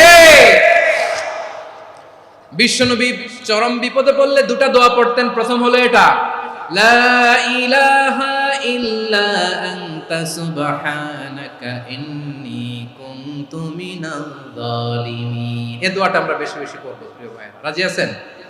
সবাই আওয়াজ করে পড়ুন ইনশাআল্লাহ। আমার প্রিয় ভাইয়েরা, বিপদে পড়লে বিশ্বনবী আরো একটা দোয়া পড়তেন, লা ইলাহা ইল্লাল্লাহুল আযীমুল হালিম, লা ইলাহা ইল্লাল্লাহু রাব্বুল আরশিল আযীম, লা ইলাহা ইল্লাল্লাহু রাব্বুস সামাওয়াতি ওয়াল আরদি ওয়া রাব্বুল আরশিল কারীম। আল্লাহ ছাড়া কোনো উপাস্য নাই, তিনি সুমহান, মহা সহিষ্ণু। আল্লাহ ছাড়া কোনো উপাস্য নাই, তিনি সুমহান, আরশের অধিপতি। আল্লাহ ছাড়া কোনো উপাস্য নাই, তিনি আকাশের মালিক, জমিনের মালিক, তিনি সুবিশাল, আরশের অধিপতি। সুবহানাল্লাহ পড়েন। এই দোয়াটা কেউ যদি পড়ে যদি এর ওসিলা করে দোয়া করে, তাকে বিপদ থেকে মুক্তি দেয় কে? মনে থাকবে আপনাদের? তাহলে বিপদের প্রথম ধাক্কায় কি যেন পড়তে হয়? ইন্না লিল্লাহ। তারপরে কি বলে আল্লাহর কাছে নিজেকে সঁপে দিতে হয়? দেয়ালে পিঠ থেকে গেলে লা ইলাহা ইল্লা আনতা সুবহানাকা ইন্নী কুনতু মিনাজ জালিমিন। 2 নাম্বার হচ্ছে লা ইলাহা ইল্লাল্লাহুল আযীমুল হালিম, লা ইলাহা ইল্লাল্লাহু রাব্বুল আরশিল আযীম, লা ইলাহা ইল্লাল্লাহু রাব্বুস সামাওয়াতি ওয়াল আরদি ওয়া রাব্বুল আরশিল কারীম। মনে থাকবে? অনেক সময় এমন হয়, হঠাৎ বিপদের সম্মুখীন হয়ে আমরা রেডি হয়ে বের হইছি অফিসে, হঠাৎ অ্যাক্সিডেন্টে পড়ে যাই, হঠাৎ পেটের ব্যথায় অজ্ঞান, এরকম হয় না? বিষ্ণু ইসলাম বলেন, আকস্মিক দুর্ঘটনার বিপদ থেকে যদি কেউ বাঁচতে চায়, সকাল সন্ধ্যা যেন প্রত্যেকে এই দোয়াটা পড়ে। সকালে যদি 3 বার পড়ে, সন্ধ্যা পর্যন্ত হঠাৎ বিপদ থেকে সে রক্ষা পাবে। To be protected from sudden calamity, sudden disaster, হঠাৎ বিপদ, হঠাৎ ভয়ঙ্কর কোন আকস্মিক বিপদ থেকে আল্লাহ বাঁচায় দেবে। সকালে পড়লে সন্ধ্যা পর্যন্ত প্রোটেক্টেড, সন্ধ্যাবেলায় যদি 3 বার পড়ে সকাল পর্যন্ত প্রোটেক্টেড। সুবহানাল্লাহ পড়ে। দোয়াটা কি? দোয়াটা হচ্ছে বিসমিল্লাহিল্লাযী লা ইয়াদুররু মা'a ইসমিহি শাইউন ফিল আরদি ওয়ালা ফিস সামাই ওয়া হুয়াস সামিউল আলীম। ছোট না? অনেক ছোট, মুখস্থ করবেন। বিসমিল্লাহিল্লাযী লা ইয়াদুররু মা'a ইসমিহি শাইউন ফিল আরদি ওয়ালা ফিস সামা। ওই আল্লাহর নাম নিচ্ছি, যে আল্লাহর নামের বরকতে আকাশ জমিনের কোনো কিছু কারো কোনো ক্ষতি সাধন করতে পারে না। তিনি সর্বশ্রোতা, সর্বজ্ঞ। সুবহানাল্লাহ পড়েন। পড়বেন এই দোয়াটা, বিসমিল্লাহিল্লাযী লা ইয়াদুররু মা'a ইসমিহি শাইউন ফিল আরদি ওয়ালা ফিস সামাই ওয়া হুয়াস সামিউল আলীম। ফজরের পরে 3 বার, মাগরিবের পরে 3 বার যদি কেউ পড়ে, প্রোটেক্টেড, যে কোনো হঠাৎ বিপদ থেকে প্রোটেক্টেড। প্রোটেক্ট করেন কে? ওই আল্লাহর নাম নিচ্ছি যে আল্লাহর নামের ওসিলায় আকাশ জমিনের কোনো কিছু কোনো ক্ষতি করতে পারে না। সুবহানাল্লাহ পড়ে। আচ্ছা, এবার আমাদের জীবনে দুশ্চিন্তা আছে না নাই বলেন? Tension, hyper tension, anxiety, depression, সবার জীবনে টেনশন আছে না নাই? এই দুশ্চিন্তা, পেরেশানি, মারাত্মক পেরেশানি থেকে মুক্তি পাওয়ার জন্য বিষ্ণু ইসলাম দুটো দোয়া পড়তেন। কয়টা? অনেকগুলো পড়তেন। স্পেশাল দুটো দোয়া আজকে আপনাদের শিখায় যাব, শুনবেন? পেরেশানিতে পড়লে, টেনশনে পড়লে এই দোয়াটা, প্রিয় ভাইরা, বিষ্ণু ইসলাম যখন খুব বিপদে পড়তেন, দুশ্চিন্তা ওনাকে ঘিরে ধরতো, উনি পড়তেন ইয়া হাইয়ু ইয়া কাইয়ুম বিরহমাতিকা আস্তাগীথ। ইয়া হাইয়ু ইয়া কাইয়ুম, হে শাশ্বত অবিনশ্বর, হে চিরঞ্জীব, বিরহমাতিকা আস্তাগীথ, তোমার রহমতের উসিলায় তোমার কাছে ফরিয়াদ করি। এটা পড়তেন। আবার আরেক বর্ণনায় এসেছে ইয়া হাইয়ু ইয়া কাইয়ুম বিরহমাতিকা আস্তাগীথ আসলিহ লি শা'নি কুল্লাহু ওয়ালা তাকিলনি ইলা নাফসি তারফাতা আইন। আসলিহ লি শা'নি কুল্লাহ, আল্লাহ আমার সবকিছু আপনি সেটেল করে দেন। আমাদের সব ঝামেলা সেটেল করে দিতে পারে কে? তাহলে পড়বেন ইয়া হাইয়ু, এ চিরঞ্জীব। হাইয়ু মানে চিরঞ্জীব, যিনি চিরকাল বেঁচে থাকবেন, মরবেন না। আল্লাহ মরবেন?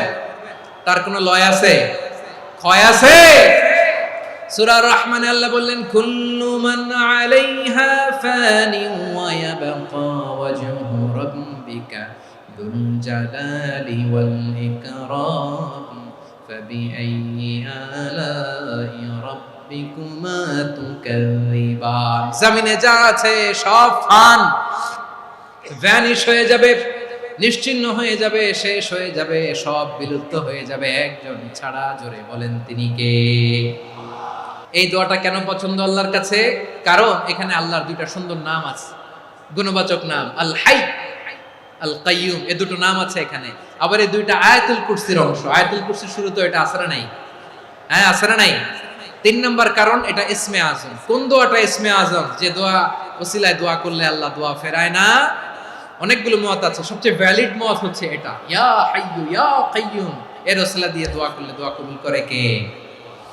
2 নম্বরে বিশ্বনবী মারাত্মক বিপদে পড়লে আরেকটা দোয়া পড়তেন, আল্লাহুম্মা ইন্নী আবদুক। আগে দোয়াটা পড়ি, শুনেন।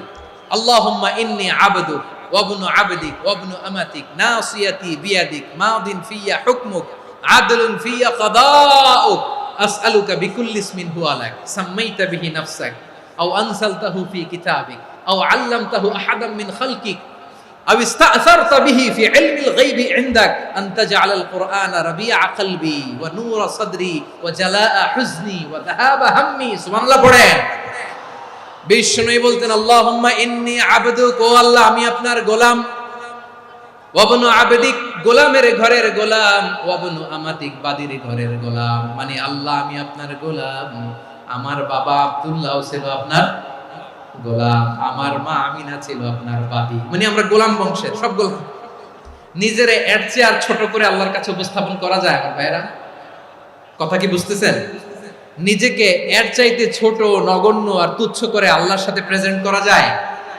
বিশ্বনবী বললেন ও আল্লাহ আমি আপনার গোলাম, গোলামের ঘরের গোলাম, দাসীর ঘরের গোলাম, নাসিয়াতি বিয়াদিক, আমার মাথার চুলের ছুটি আপনার হাতের মুঠোয়।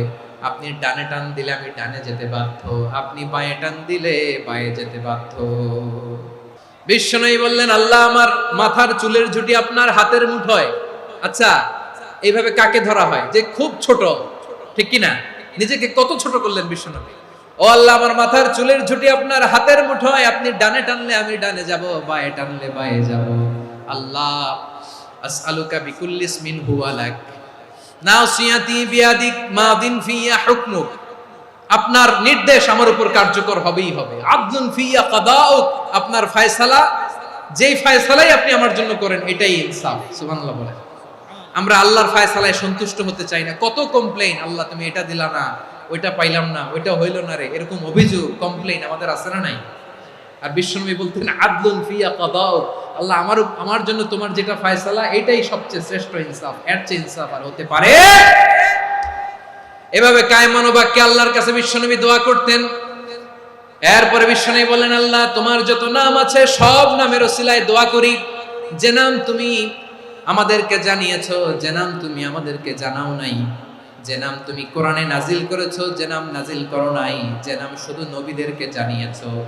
আর আল্লাহর এমন কিছু চমৎকার চমৎকার সুন্দর সুন্দর নাম আছে, এই নামগুলো রব্বুল আলামিন কাউকে জানাবে না। সুবহানাল্লাহ বলেন। আমরা তো 99 নাম জানি, 100 নাম জানি আল্লাহ, কিন্তু আল্লাহর এমনও কিছু নাম আছে যেগুলো আল্লাহ বিষ্ণু নবীরও জানায়নি।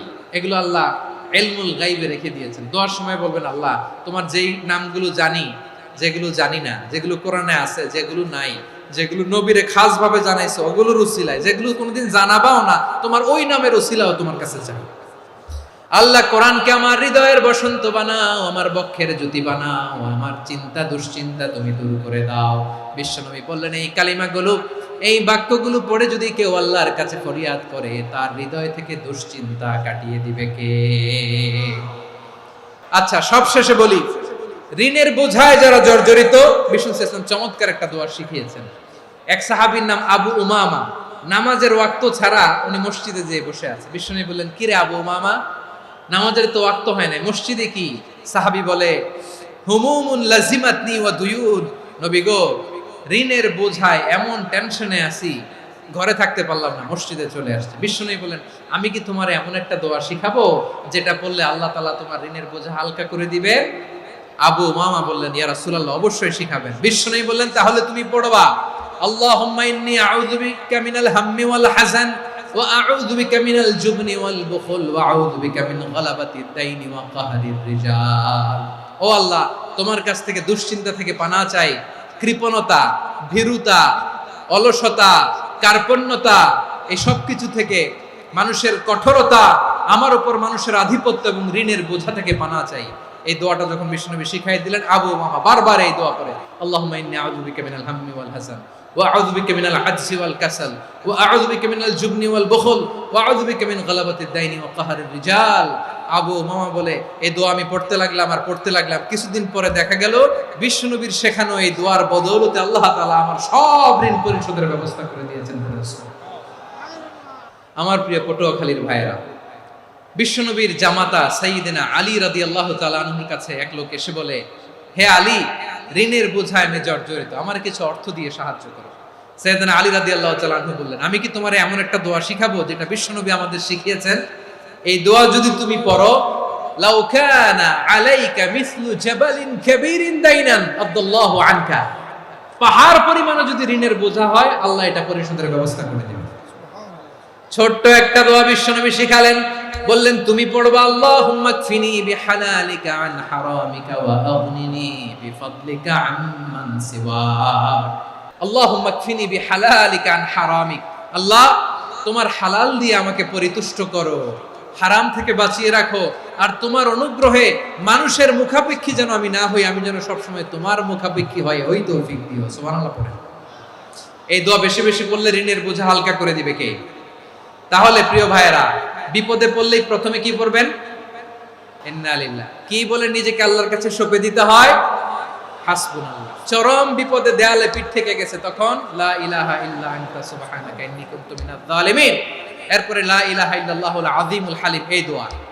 আকস্মিক বিপদ, হঠাৎ যেন কোনো বিপদ আমাকে পেয়ে না বসে, এটার জন্য বিসমিল্লাহিল্লাযী লা ইয়াদুররু মা ইসমিহি শাইউন ফিল আরদি ওয়ালা ফিস সামাই ওয়া হুয়াস সামিউল আলিম। সকালে 3 বার, রাতে 3 বার। আর মারাত্মক tension, hyper tension, anxiety, depression থেকে বাঁচার জন্য 2 দোয়া, ইয়া হাইয়্যু ইয়া কাইয়্যুম, ইয়া হাইয়্যু ইয়া কাইয়্যুম, মনে থাকবে? আর আল্লাহুম্মা ইন্নী আবদুক, এই দোয়া। ঋণ থেকে বাঁচার জন্য 2 দোয়া, আল্লাহুম্মা ইন্নী আউযু বিকা মিনাল হাম্মি ওয়াল হাযান, এটা। আর আল্লাহুম্মা কফিনি বিহালালিকা আন হারামিকা ওয়া আগনিনি বিফাদলিকা আম্মান সিওয়াক। আর সব সময় পড়ার জন্য একটা আমল দিয়ে যাই, উঠতে বসতে, অফিসে যাচ্ছেন, অফিস থেকে ফিরতেছেন, বসে আছেন, শুয়ে আছেন, ছোট্ট এক শব্দে আমরা যেন বেশি বেশি পড়ি, আস্তাগফিরুল্লাহ। আল্লাহ রাসূল সাল্লাল্লাহু আলাইহি ওয়াসাল্লাম বলেন, মান লাজিমাল ইস্তিগফার, যে সব সময় এরকম ইস্তিগফারের সাথে লেগে থাকে, জাআলাল্লাহু লাহু মিন কুল্লি দীকিন মাখরাজা, আল্লাহ তাআলা তাকে কোনো বিপদে আটকান না, সে জীবনে আটকাবে না, যে কোনো বিপদে আল্লাহ তার রাস্তা বের করে দিবেন। Way out, you will get a way out in solution. সুবহানাল্লাহ। ওয়া মিন কুল্লি হাম্মিন ফারাজা, দুশ্চিন্তা মুক্ত হবে, ওয়ারযুকহু মিন হাইসু লা ইয়াহতাসিব, এমন জায়গা থেকে আল্লাহ রিজিকের বন্দোবস্ত করবে যেটা সে কল্পনাও করে নাই। আওয়াজ করে পড়েন সুবহানাল্লাহ। আমার প্রিয় ভাইরা, এটা গেল নিজের বিপদ। নিজে যদি বিপদে পড়েন, অন্যের বিপদ যদি দেখেন, এটার জন্য একটা দোয়া আছে। অনেক সময় আমরা দেখি হাসপাতালে ক্যান্সারের 3rd স্টেজে চলে গেছে, লোকটা হ্যাংলা হয়ে চিকন হয়ে হায়রে কি কষ্ট পায়, দেখি না? বিষ্ণু বলে একটা দোয়া যদি কেউ অন্যের কোনো বিপদ দেখে পড়ে, ওই বিপদ তার জীবনে কখনো আসবে না। অনেক সময় হয় যে আমরা মহাসড়ক দিয়ে যখন চড়ি, দুর্ঘটনায়, আইরে আল্লাহ, দুর্ঘটনায় মানুষের মাথা একদিকে, দেহ আরেকদিকে, ব্লিডিং, এরকম হয় না? আল্লাহ তুমি হেফাজত করো। বিশ্বনবী বলেন এই দুর্ঘটনা দেখে কেউ যদি এই দোয়াটা পড়ে, তার জীবনে সে কোনোদিন এরকম অ্যাক্সিডেন্টের সম্মুখীন হবে না। বিশ্বনবী বলেন অন্যের বিপদ দেখে কেউ যদি পড়ে, আলহামদুলিল্লাহিল্লাযী আফানি মিম্মা বাতালাকা বিহি ওয়া ফাদ্দালানি আলা কাসীরিন মিম্মান খালাকা তাফদীলা, মানে প্রশংসা সে আল্লাহর, যে আল্লাহ তাআলা তোমাকে যেই জিনিস দিয়ে পরীক্ষা করেছে, আমাকে ওইটা থেকে বাঁচিয়ে দিয়েছে। তোমাকে আল্লাহ যেই বিপদে ফেলেছে, আমাকে ওই বিপদ থেকে তিনি মুক্ত রেখেছে, আর তার অনেক সৃষ্টির উপর আমাকে তিনি প্রাধান্য দিয়েছে। সুবহানাল্লাহ পড়েন। যে কোনো বিপদ, কারো ক্যান্সার দেখে যদি এই দোয়াটা আপনি বিশ্বাসের সাথে পড়েন, জীবনে কোনোদিন ক্যান্সার রোগে আক্রান্ত হবেন না। দুর্ঘটনা দেখে যদি পড়েন, ওই দুর্ঘটনা আপনাকে স্পর্শ করবে না। যে কোনো কারো বিপদ দেখে যদি কোনো বিশ্বাসী বান্দা এই দোয়া পড়ে, বিশ্বনবী বলেন লাম ইউসিবহু যালিকাল বালা, ওই বিপদ তাকে আর ধরবে না। উফিয়া মিনহু মিন যালিকাল বালা কাইনাম মা কান, সে যতদিন হায়াত পাবে কোনোদিন ওই বিপদ তাকে স্পর্শ করবে না। আমার প্রিয় ভাইরা, তাহলে পুরো আলোচনার সেন্ট্রাল থিম হচ্ছে আমাদের জীবনে বিপদ আসবে, কষ্ট আসবে, দুঃখ আসবে, কিন্তু বিপদে আপদে আমরা হাল ছেড়ে দিব না, হতাশ হব না। মুমিন হতাশ হয় না, নিরাশ হয় না, হাল ছেড়ে দেয় না। মুমিন ভরসা রাখে একজনের উপর। আওয়াজ করে বলুন, যিনি কে? বিপদে পড়লে আমাদেরকে উদ্ধার করে কে? আবার আমাদেরকে যদি কোনো নেয়ামত আল্লাহ দিতে চান, ওইটা কেড়ে নেওয়ার ক্ষমতা কারো আছে? তাহলে আমরা কানেক্টিভিটি বাড়াবো কার সাথে? আমাদের প্রার্থনার ফরিয়াদের হাত তুলবো কার কাছে? রাজি আছেন? পটুয়াখালীর ভাইয়েরা, মনে থাকবে কথাগুলো? আল্লাহ তাআলা আমাদের সবাইকে কথাগুলো বোঝার ও আমল করার তৌফিক দান করুন।